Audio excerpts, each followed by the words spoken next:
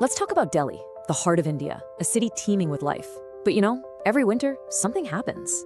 It transforms into, well, it turns into a gas chamber. The air becomes toxic. The sky just vanishes. And the real story behind it all? It's probably a lot darker than you think. Let's dig in and find out what's really going on. So, every single year, like clockwork, the air quality index, the AQI, just goes through the roof. And I'm not talking about numbers that are just a little unhealthy. We're talking about levels hitting 400, 500, and in some spots an almost unbelievable 900. That is so far beyond severely hazardous, it's not even funny. It's a full-blown public health emergency. So that brings us to the biggest question of all, right? When an entire city of millions is literally choking, who is responsible? That's what we're going to try and figure out in this explainer. Okay, first, let's just get a grip on what this annual crisis actually feels like for the people on the ground. When the air gets this bad, it's not just some minor inconvenience. We're talking about a city-wide shutdown. Schools close, flights get canceled, and hospitals fill up.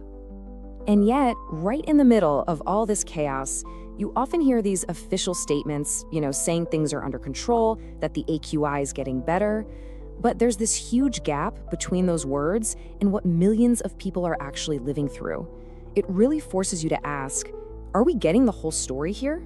So how does it get this bad every year? Well, it's basically a perfect storm. You've got stubble burning from farms in the neighboring states. Then you pile on Delhi's massive vehicle pollution, industrial emissions, and all that dust from unregulated construction. And for good measure, throw in widespread garbage burning. But the real kicker? Winter.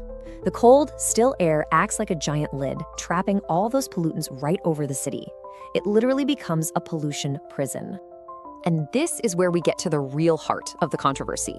There are these growing accusations from activists and regular citizens that the air quality data itself, well, that it might not be telling us the whole truth. And here's the kind of thing that fuels those concerns. An official report might come out showing a moderate AQI of, say, 180. But at the same time, independent monitors on the ground are getting readings of 450, which is hazardous. That massive difference is exactly what makes people lose trust and start asking some really serious questions. Now, let's be really clear about this. We're not saying there's always some deliberate plan to manipulate the data. But the fact that these doubts even exist, that's the problem. When you're talking about public health, people absolutely deserve total transparency. The data has to be rock solid and beyond question. So, you might be wondering, how could you even misrepresent the AQI?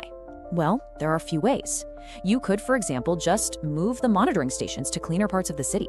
Or maybe turn the sensors off when pollution is at its worst. You could also use averaging methods that just kind of smooth over those really dangerous spikes. These aren't just wild theories, these are real concerns that have been raised. And this brings us to the most important point of all. This isn't some academic debate about numbers on a screen. This is about life.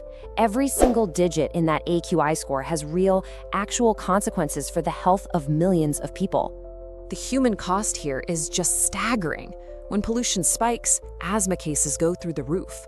The risk of having a heart attack goes up, the risk of cancer goes up. And maybe the most heartbreaking part is that the lung development of children can be permanently damaged. It's the most vulnerable among us, the young and the elderly, who end up paying the steepest price.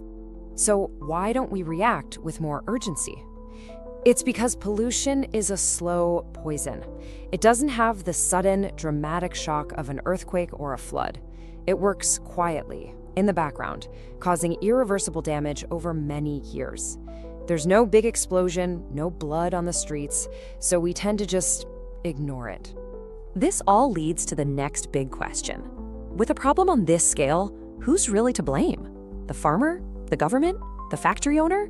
The truth is, trying to point one single finger is a huge oversimplification. This is a systemic failure, through and through. The key takeaway here is that this is a system-wide failure, and pretty much everyone shares some of the responsibility. You can see it here. Governments, for not enforcing policies properly. Farmers, who often don't have good alternatives to burning stubble. Industries, cutting corners on emissions. And yeah, even the public, through a general lack of action. Everybody has a role to play in this. So, if it's a systemic failure, then it's going to need a systemic solution. It's really time to move past the blame game and start focusing on what will actually fix the problem. So here's what the authorities have to do. And look, these aren't crazy new ideas. This is stuff that has worked in other polluted cities around the world. We're talking strict enforcement of vehicle emissions, a massive investment in public transport, giving farmers real, tangible support for crop management. And maybe most importantly, guaranteeing 100% transparent and trustworthy AQI monitoring. The goal shouldn't be to hide the data, it should be to fix the air. But listen, we are not powerless in all of this. There are things that all of us can do. Use public transport, carpool, never ever burn your trash, support policies and politicians who actually care about the environment. And this is a big one, raise awareness. Talk about this issue with your friends, with your family, and in the meantime, please protect your own health. Wear a mask, use a purifier when you have to. Let's just pause on this for a second. The very first thing we do when we come into this world is take a breath of air, and the very last thing we'll do before we leave is breathe out. It is the most fundamental part of our existence.